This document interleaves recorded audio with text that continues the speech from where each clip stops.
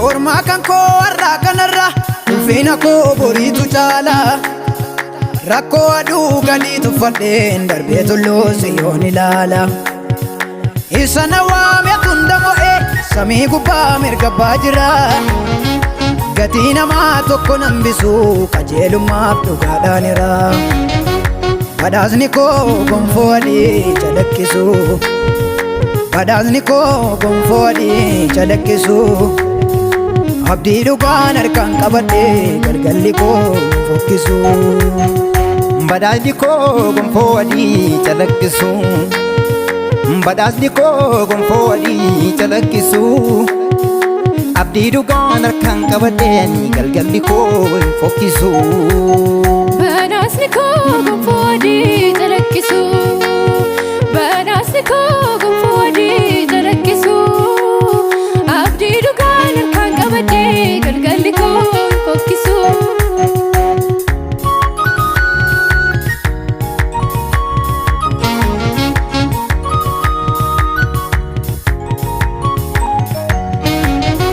Galanda dunya kana gute doli bames noran cheumsa dacherra donna batanne bose onirran qabatamsa dukkanarra keessa dhaabadhe of durattaan argadu ifu imana konya tulmi waaqa garaan goobee kakkana dhufu badhaasni koo gonfoo adii calaqqisu badhaasni koo gonfoo adii calaqqisu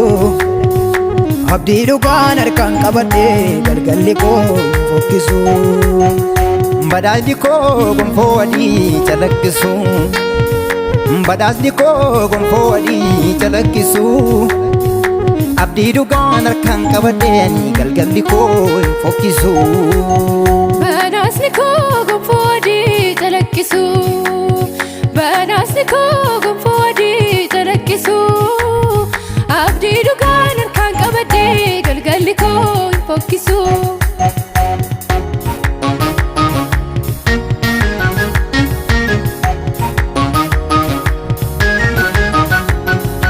gatii dhiigaaf lubbuun na bitee har'a ga'ee du'aaf nan laatu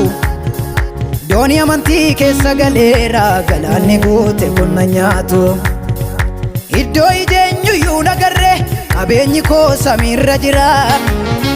waan lafarraa kun hundeen qabu yeroo eegee didimuuf jira asii dhaala maaliin qaba manna abbaa koo aduun olii agartuun koo sirra jira yaa Yesuus koo abdii borii asii dhaala maaliin qaba manna abbaa koo aduun olii agartuun koo sirra jira yaa Yesuus koo abdii borii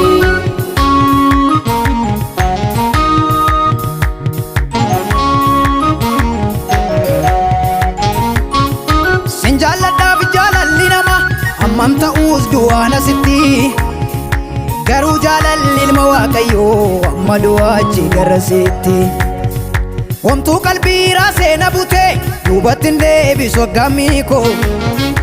of gararraattan argaa deema samii gubbaa jiru lammiin koo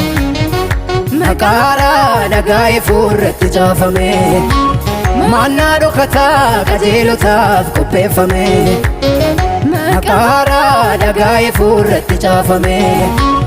maannaa dhokataa qajeelotaaf qopheeffame